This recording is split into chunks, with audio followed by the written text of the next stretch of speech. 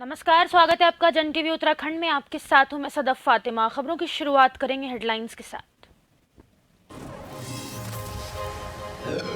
CM Dhami की अध्यक्षता में सचिवालय में होगी कैबिनेट की बैठक में कई महत्वपूर्ण प्रस्तावों पर लगेगी मुहर। कई फैसले भी आ सकते हैं कैबिनेट में।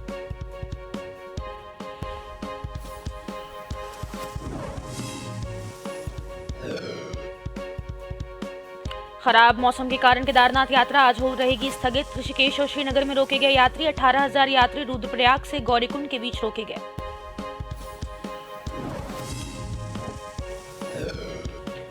मानसखंड झांकी पौड़ी से श्रीनगर के लिए रवाना। पौड़ी विधायक राजकुमार पोरी ने दिखाई हरी झंडी। 18 मई तक प्रदेश में घूमकर किया जा रहा प्रदर्शन।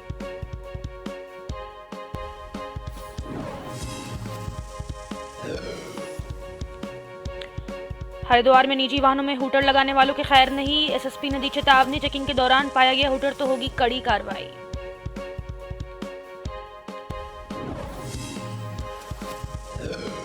मसूरी में लगातार बारिश के चलते माल रोड का पुनर्निर्माण और सौंदर्यीकरण का कार्य प्रशासन के लिए बना सरदर्द। कीचड़ की वजह से राहगीरों को भी हो रही परेशानी। एसएसपी कर रहे मॉनिटरिंग।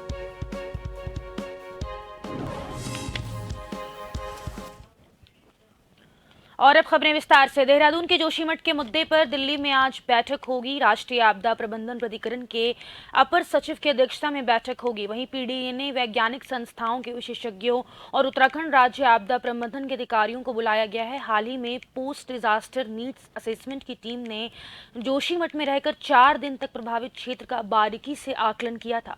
शासन को सौंपी गई रिपोर्ट इसी के आधार पर राहत पैकेज पर लिया जा सकता है निर्णय। वहीं भूधसाव प्रभावित क्षेत्र के लोगों को शीघ्र राहत मिल सकती है। संभावित तौर पर जोशीमठ पुनर्निर्माण के लिए राहत पैकेज पर फैसला आ सकता है। राज्य सरकार ने केंद्र से 3,000 करोड़ की मांग की है।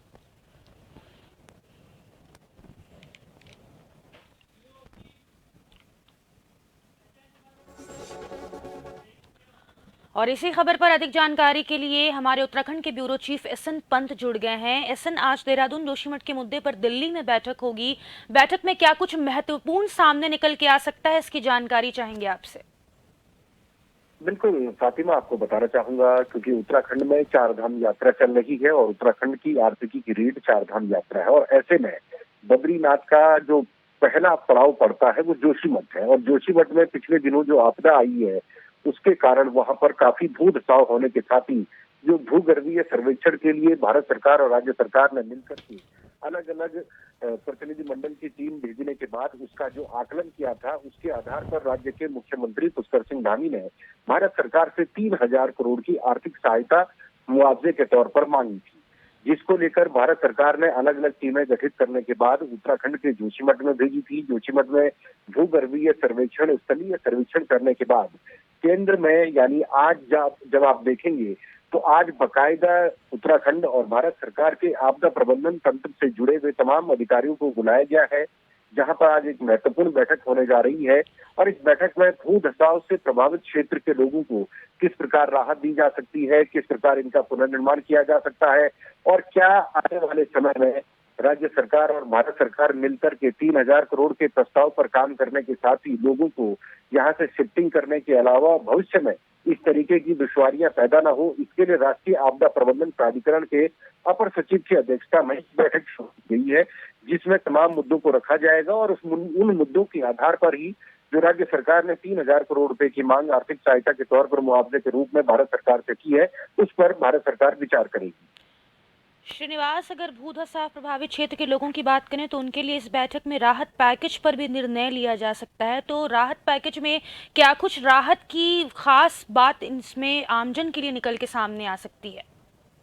देखिए, जो राज्य सरकार ने 3,000 करोड़ का पैकेज मांगा है उसका पूरा एक प्रोजेक्ट तैयार किया है, जो राज्य सरकार ने तैयार किया, चीफ सेक्रेटरी के माध्यम से इसको तैयार किया गया, जिसमें उत्तराखंड के जोशीमठ नगर पालिका जो क्षेत्र है उसमें उन ग्रामीण क्षेत्रों से लेकर शहरी क्षेत्रों का चिन्हितकरण किया गया है, जो सड़क के दोनों ओर भू धसाव के कारण कहीं न कहीं ग्रसित हो गए हैं, जहां लोगों को शिफ्ट किया गया है, यानी रैन बसेरों में लोग अभी वर्तमान में रह रहे हैं। उनके घर, उनके खेत खलिहान, उनकी जमीन जो खत्म हो रही है, क्या उनको जमीन के बदले जमीन दी जाएगी, मकान के बदले मकान दिया जाएगा और जो मुआवजा की राशि है उसको फौरी तौर पर 1.5 लाख रुपए लोगों को सहायता के लिए दिया गया था, ताकि वो अपने घरों की शिफ्टिंग कर सकें और अपने रोजमर्रा के कार्यों को आगे बढ़ाने के लिए राहत सामग्री खरीद सकें। इसके लिए राज्य सरकार ने प्रशासन के माध्यम से पूरी व्यवस्था जोशीमठ में की है। उसके लिए क्योंकि अब एक भारी भरकम बजट की आवश्यकता है ताकि लोगों को दूसरे स्थान पर यानी जोशीमठ का जो जीर्णोद्धार है, जो जोशीमठ को नए रूप से डेवलप करना है, उसके लिए 3,000 करोड़ का आकलन किया है राज्य सरकार ने, राज्य सरकार की नोडल एजेंसियों ने। इसको लेकर के अगर ये पैसा भारत सरकार के सहयोग से राज्य सरकार को मिलता है जोशीमठ के रिहेबिलिटेशन के लिए, तो जाहिर सी बात है लोगों को घर के बदले घर मिलेगा, दुकान के बदले दुकान मिलेगी, मकान के बदले मकान मिलेगा, जमीन के बदले जमीन मिलेगी। तो लोग हालांकि अपनी पुश्तैनी जमीन को छोड़ने का दुख और दंश तो रहेगा, लेकिन कहीं ना कहीं आर्थिक रूप से उतना नुकसान नहीं होगा जिसको भारत सरकार और राज्य सरकार वहन करे। चलिए, बहुत बहुत शुक्रिया एहसन पंत तमाम जानकारी के लिए।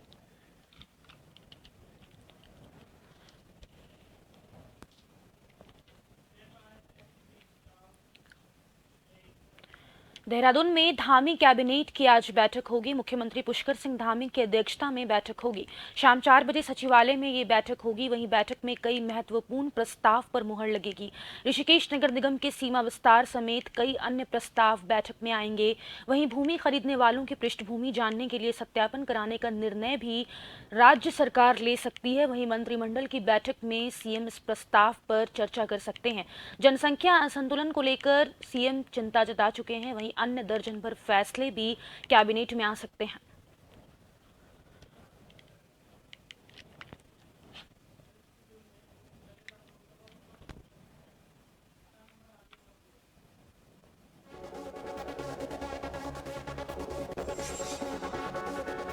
तो देहरादून धामी कैबिनेट की आज बैठक होने वाली है। वहीं मुख्यमंत्री पुष्कर सिंह धामी की अध्यक्षता में ये बैठक होगी।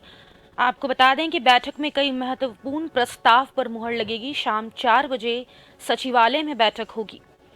भूमि खरीदने वालों की पृष्ठभूमि जानने के लिए सत्यापन कराने का सरकार निर्णय ले सकती है। वहीं ऋषिकेश नगर निगम के सीमा विस्तार समेत कई अन्य प्रस्ताव भी बैठक में आएंगे। मंत्रिमंडल की बैठक में सीएम इस प्रस्ताव पर चर्चा कर सकते हैं। वहीं जनसंख्या असंतुलन को लेकर भी सीएम चिंता जता चुके हैं। साथ ही आपको बता दें कि अन्य दर्जन भर फैसले भी इस कैबिनेट में आ सकते हैं।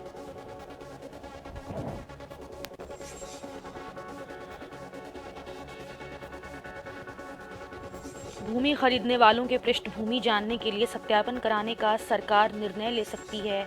शाम 4 बजे धामी कैबिनेट की सचिवालय में बैठक होगी।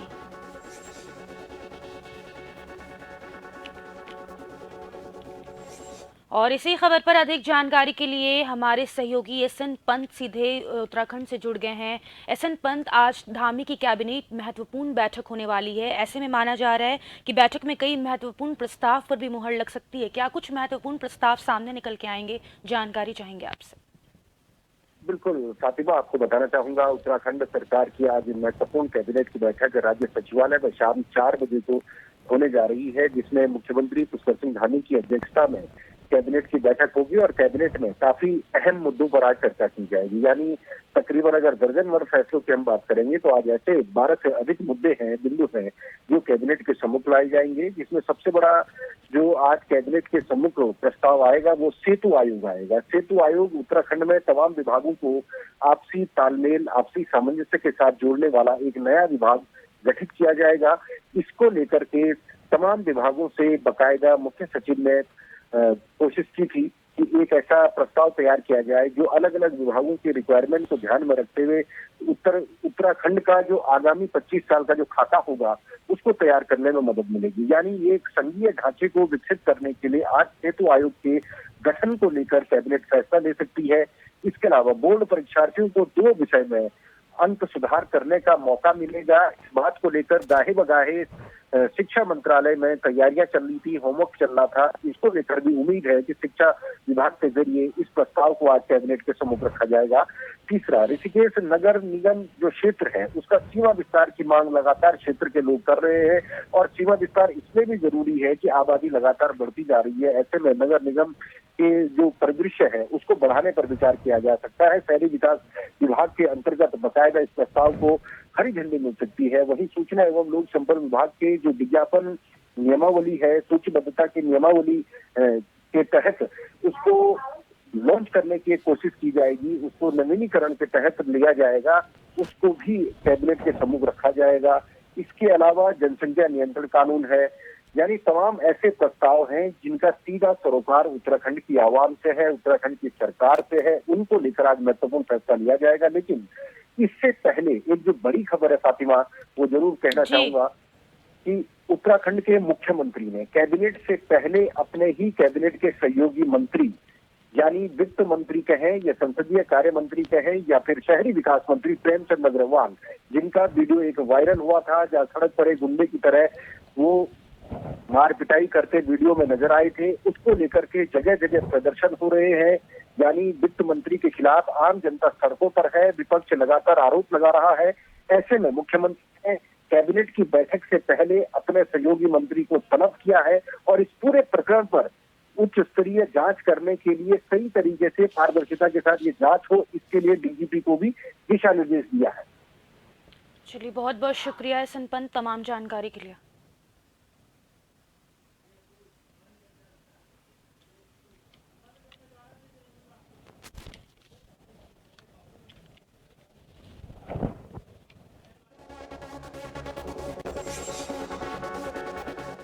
देहरादून में खराब मौसम के कारण आज केदारनाथ यात्रा स्थगित रहेगी। वहीं पुलिस महानिदेशक के आदेश पर ऋषिकेश और श्रीनगर में यात्री रोके गए। केदारनाथ में बर्फबारी हो रही है, वहीं श्रद्धालुओं से अपील की गई है कि फिलहाल ऋषिकेश तक आने का प्लान भी ना बनाएं। जो यात्री श्रीनगर रुद्रप्रयाग तक ठहरे हुए हैं वो भी 4 मई की सुबह तक केदारनाथ जाने का विचार ना करें। रुद्रप्रयाग, तिलवाड़ा, अगस्त मुनि, गुप्तकाशी, फाटा, सोनप्रयाग में भी हजारों यात्रियों को रोका गया। वहीं 18,000 यात्री रुद्रप्रयाग से गौरीकुंड के बीच रोके गए। 9,000 यात्री मंगलवार को केदारनाथ धाम भेजे गए। वहीं मौसम विभाग ने ऑरेंज अलर्ट जारी किया है। राज्य के पहाड़ी इलाकों के साथ साथ चारों धामों में बर्फबारी का अलर्ट है। अगले 2 दिनों तक लगातार हल्की से मध्यम बर्फबारी होने के आसार हैं। बर्फ जमा होने और संवेदनशील इलाकों में भूस्खलन, चट्टान गिरने से सड़कें अवरुद्ध हो सकती हैं। वहीं कहीं कहीं ओलावृष्टि की भी संभावना बनी हुई है।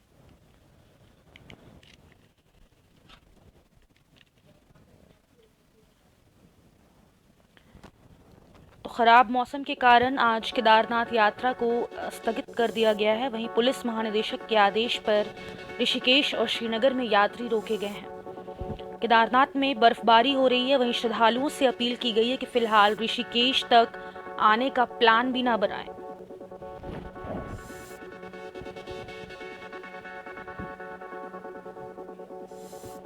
जो यात्री श्रीनगर रुद्रप्रयाग तक ठहरे हुए हैं वो भी 4 मई की सुबह तक केदारनाथ जाने का विचार ना करें।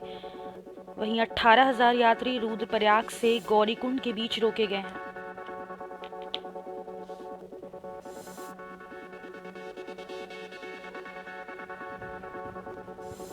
मौसम विभाग ने ऑरेंज अलर्ट जारी किया है। अगले 2 दिनों तक लगातार हल्की से मध्यम बर्फबारी होने के आसार बने हुए हैं।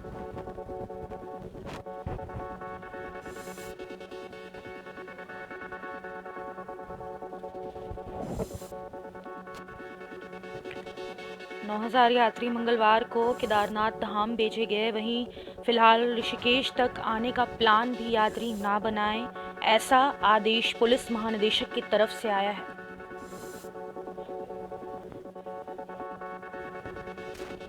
अगले 2 दिनों तक लगातार हल्की से मध्यम बर्फबारी होने के आसार बने हुए हैं। बर्फ जमा होने और संवेदनशील इलाकों में भूस्खलन, चट्टान गिरने से सड़कें अवरुद्ध हो सकती हैं।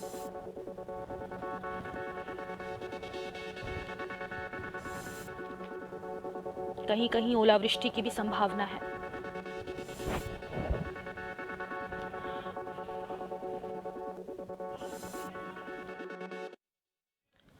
और इसी खबर पर अधिक जानकारी के लिए हमारे सहयोगी हिमांशु बरमूला सीधे उत्तराखंड से जुड़ गए हैं। हिमांशु, इस बार केदारनाथ यात्रा यात्रियों के लिए काफ़ी परेशानी का सबब बन रही है। लगातार मौसम खराब होने से यात्रियों को काफ़ी परेशानियों का सामना करना पड़ रहा है। तो ऐसे में कहा गया कि 18,000 यात्री भी रोके गए हैं। तो क्या कुछ रोके गए यात्रियों के लिए सरकार की तरफ से व्यवस्थाएं कराई गई हैं, और यात्रियों जो वापस लौटा दिए गए हैं उनको कब तक आने के लिए प्लान बनाया गया है?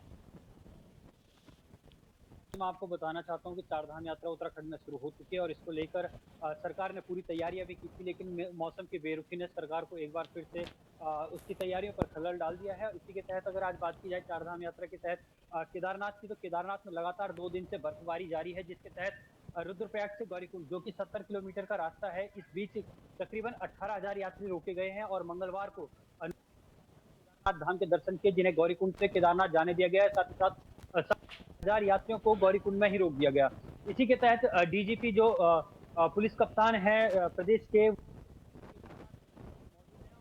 साथ में उन्होंने बैठकें भी ली थी एसडीआरएफ की तैयारियों को लेकर, पुलिस प्रशासन की तैयारियों को लेकर, लेकिन लगातार वहां पर बर्फबारी जारी हो रही है। इसी के साथ ही साथ खुद डीजीपी बार बार वीडियो संदेश जारी कर रहे हैं यात्रियों की सुविधा के लिए, और इसी के साथ जो रुद्रप्रयाग का पुलिस प्रशासन है वो भी लगातार वीडियो संदेश जारी कर रहा है यात्रियों के लिए। डीजीपी के ही आदेश पर ये चारधाम यात्रा में केदारनाथ आने वाले यात्रियों को रोका जा रहा है। उन्होंने साफ तौर पर कहा है कि ऋषिकेश से ऊपर यात्रियों को आने दें, और साथ ही साथ यात्रियों से भी अपील की है कि वो अभी ऋषिकेश भी ना आए। इसी के तहत देखा जाए तो चारधाम यात्रा में चाहे गंगोत्री, यमुनोत्री, केदारनाथ, बद्रीनाथ की बात की जाए तो इन चारों जगहों पर कहीं पर बर्फबारी हो रही है तो कहीं पर बारिश हो रही है, और बद्रीनाथ में भी लगातार बारिश हो रही है। इसी के तहत ये यात्रा इसलिए भी रोकी जाती है, इसलिए भी स्थगित कर दी जाती है क्योंकि बरसात के मौसम में उत्तराखंड में बारिश, बर्फबारी और भूस्खलन जैसी स्थितियां हो जाती हैं, जिस कारण सड़कें बहुत बार बंद हो जाती है। तो इस तरीके से देखा जाए तो यात्रियों की सुरक्षा को लेते हुए यात्रियों ये फैसला लिया जाता है, और इसी के तहत डीजीपी लगातार वीडियो संदेश वहां पर जारी कर रहे हैं। जी फातिमा।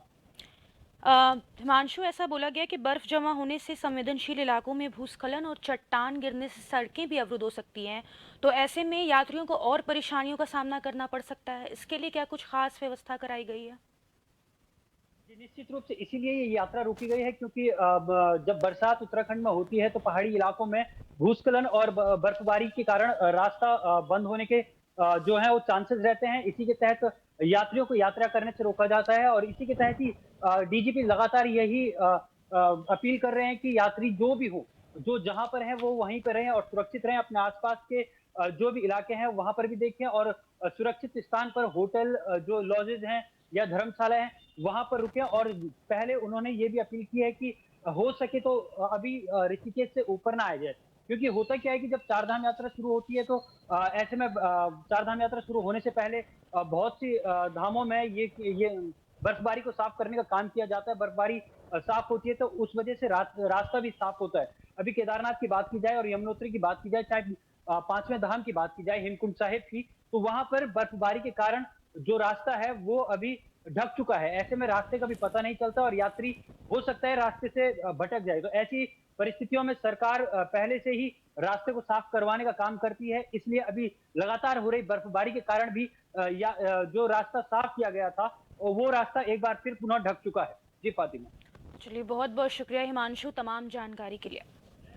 केदारनाथ में भारी बर्फबारी को देखते यात्रा एक दिन के लिए रोक दी गई है। कोई भी यात्री केदारनाथ नहीं जा सकेगा। मंगलवार को जो यात्री केदारनाथ गए हैं वे भी दर्शन कर वापस लौट आएंगे। हालातों का जायजा लेने के लिए डीजीपी अशोक कुमार केदारनाथ पहुंचे हैं।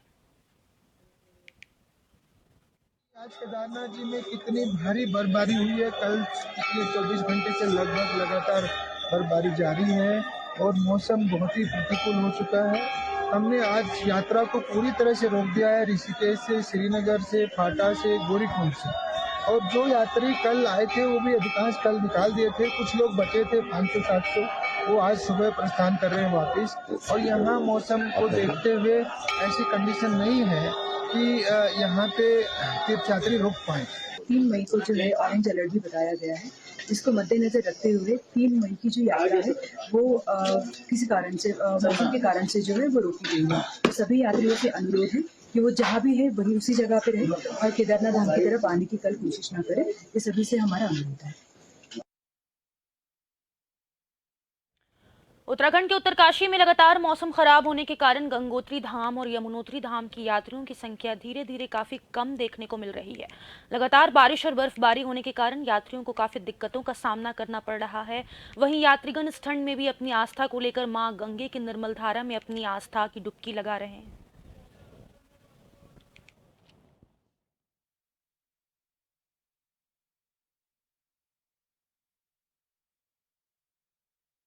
गंगा मैया कपाट खुलने के दिन से ही लगातार मौसम खराब बना हुआ है। कभी बर्फ़ गिर रही है, कभी बरसात हो रही है और कल भी यहाँ पर मौसम ख़राब रहा। आज भी सुबह बरसात हो रही थी, लेकिन अभी थोड़ा सा समय से जो है यहाँ पर हल्की सी धूप खिली हुई है, जिसे आप देख रहे हैं। लगातार यहाँ पर यात्री की संख्या में भी इसी वजह से कमी देखी जा रही है और लोग परेशान भी हो रहे हैं, क्योंकि बरसात की वजह से लोगों को आने जाने में और दर्शन इत्यादि में भी बड़ी असुविधाओं का सामना करना पड़ रहा है। भगवान बद्री विशाल के धाम में मौसम का मिजाज बदला हुआ है। धाम में रुक रुक कर बरसात हो रही है, जिसके चलते धाम में ठंड ने दस्तक दे दी है। लेकिन इस बारिश और ठंड में भी तीर्थयात्रियों की आस्था काफी भारी दिखाई दे रही है। तीर्थयात्री भगवान बद्री विशाल जी के मुख्य द्वार पर अपनी बारी के इंतजार में खड़े हुए देखे जा रहे हैं और लगातार भगवान बद्री विशाल जी के जयकारे लगाते हुए देखे जा रहे हैं। वहीं ऊंची चोटियों बर्फबारी भी देखने को मिल रही है। वहीं प्रशासन ने सभी तीर्थयात्रियों से अपील की है कि सभी तीर्थयात्री अपने साथ गर्म कपड़े लेकर जरूर यात्रा पर निकले।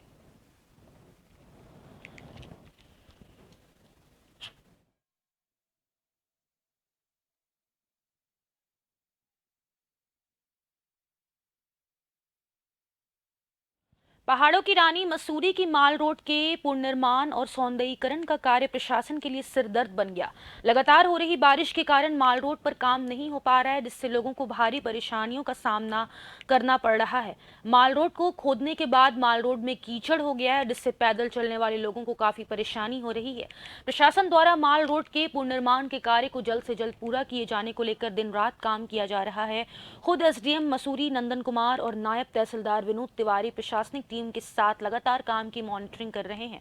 एसडीएम ने कहा कि 3 दिनों से लगातार बारिश होने के कारण माल रोड के पुनर्निर्माण के काम में खासी दिक्कत आ रही है, लेकिन बारिश होने के बावजूद भी काम को लगातार किया जा रहा है।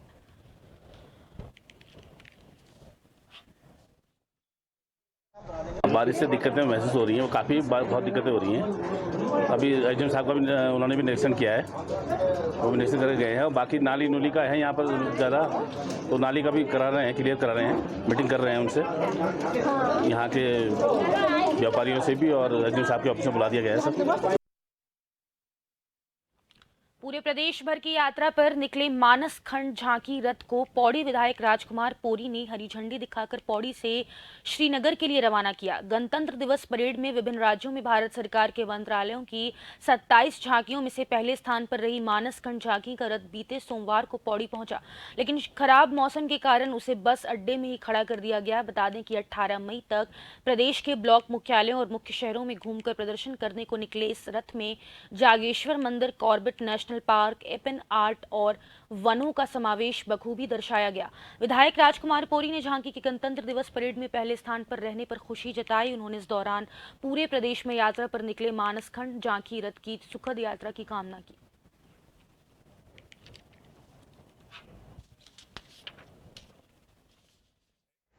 कि हम सब लोग जो हमारे उत्तराखंड की झांकी गणतंत्र दिवस में प्रतिभाग किया था, जिसको प्रथम स्थान मिला था, उस झांकी के दर्शन करने के लिए आज जो है प्रत्येक उत्तराखंड वासी जो है अपने अपने स्थानों में उसके दर्शन कर रहे हैं। ये बड़ा सौभाग्यशाली दिन है। ये झांकी जो है प्रत्येक क्षेत्र में जाने वाली है। नियमों को ताक पर रखकर गाड़ी में हूटर लगाने के शौकीनों को हरिद्वार के एसएसपी ने कड़ी हिदायत दी है। एसएसपी अजय सिंह ने चेतावनी देते हुए कहा कि अगर चेकिंग के दौरान किसी निजी गाड़ी में हूटर लगा पाया गया तो कड़ी कानूनी कार्रवाई होगी। बता दें कि पिछले सप्ताह हरिद्वार में भाजयुमो के नेता ने हूटर लगी गाड़ी से हनक दिखाते हुए ट्रैफिक रूल तोड़े थे, साथ ही पुलिसकर्मियों से अभद्रता भी की थी। एसएसपी ने कहा कि राजनीतिक दल का कार्यकर्ता हो या आम व्यक्ति, नियम सभी के लिए एक जैसे हैं।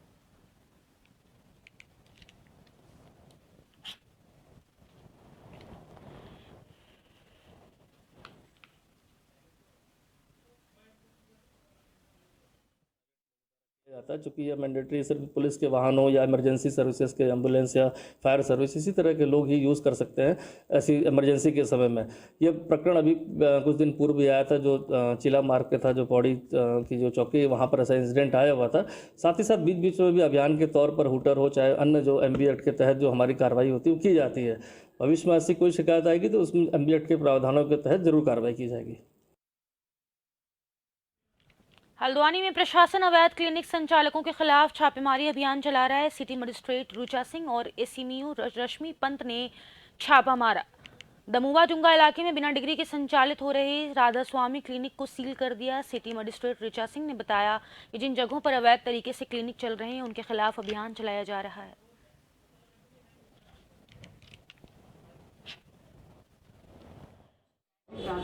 कल जैसा कि कॉलेज जाने उत्तर पे कार्रवाई की गई थी, जिसमें एक अवैध रूप से क्लिनिक संचालित एक महिला कर रही थी, जो कि डिलीवरी केस करा रही थी और 4-5 दिन पूर्व एक महिला की डेथ भी हो गई थी उसके कारण। तो इसमें कल उस क्लिनिक को सील किया गया है और उसके उपरांत आज भी जो झोला छाप डॉक्टर है जिनके पास कोई डिग्री नहीं है और बिना डिग्री के ही। धनोल्टी विधायक प्रीतम पवार ग्राम सभा तुनीटा पहुंचे, जहां पर उन्होंने नवनिर्मित नाग देवता मंदिर में भगवान नाग देवता के दर्शन किए। इस मौके पर उन्होंने ग्रामवासियों को सड़क की सौगात दी। उन्होंने विधायक निधि से ग्राम की सड़क निर्माण के लिए 5 लाख रुपए देने की घोषणा की। बता दें कि ग्राम सभा तुनीटा जोड़ी में 24 अप्रैल से 3 मई तक चलने वाले नाग मंदिर मूर्ति स्थापना और पूजा अर्चना कार्यक्रम आयोजित किया जा रहा है। इस प्राचीन मंदिर की मान्यता है कि यहाँ पर मांगी गई मन्नतें पूरी होती हैं और यहाँ पर दूर दूर से लोग नाग देवता के दर्शन करने आते हैं। आयोजन स्थल पर पहुंचे धनोल्टी विधायक प्रीतम पवार का ग्रामवासियों द्वारा शॉल और स्मृति चिन्ह देकर जोरदार स्वागत किया। धनोल्टी विधायक प्रीतम पवार ने ग्रामवासियों को संबोधित करते हुए कहा कि नाग देवता की बहुत मान्यता है।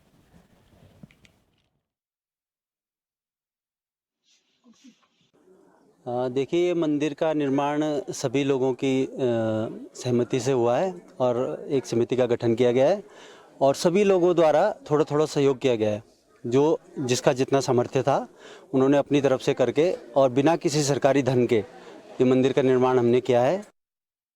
पौड़ी जिले के सतपुली कस्बे में एक व्यक्ति ने फांसी लगाकर अपनी जीवन लीला समाप्त कर ली थी। पुलिस के मुताबिक सतपुली कस्बे के रहने वाले 41 वर्षीय प्रेम सिंह ने मंगलवार की सुबह गौशाला में फांसी लगाकर आत्महत्या कर ली थी। मृतक के भाई की सूचना पर पहुंची पुलिस ने पंचनामा कर शव को पोस्टमार्टम के लिए कोटद्वार भेज दिया। वहीं व्यक्ति के निधन से परिजनों में शोक का माहौल है। पुलिस प्रेम सिंह की मौत के कारणों का पता लगाने के लिए जांच में जुटी है। जिसका नाम माल सिंह पवार है, पुत्र श्री प्रेम सिंह, उम्र जिसकी लगभग 41 वर्ष है, वो आज सुबह 11 बजे के करीब उसने अपनी गौशाला में फांसी लगाई है। उसकी जो डेड बॉडी है उसका पंचनामा जो एसओ सतपुली है उसके द्वारा किया गया है तथा जो डेड बॉडी है उस